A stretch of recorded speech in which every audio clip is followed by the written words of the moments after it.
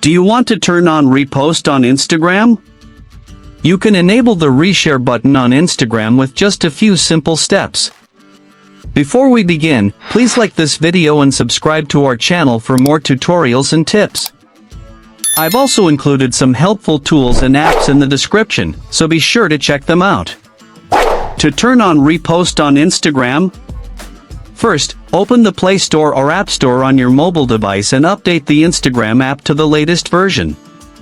Once updated, open the Instagram app on your mobile device. Once you're on Instagram, tap on the profile icon at the bottom right corner to go to your profile. Now, tap the three horizontal lines menu at the top right corner of your screen. A new screen appears with different settings options. Scroll down to the How Others Can Interact With You section and tap on Sharing and Reuse. Under the Allow People to Share Your Content section, you will see Reposts on Posts and Reels. Now, turn on the toggle next to Reposts on Posts and Reels if it is disabled.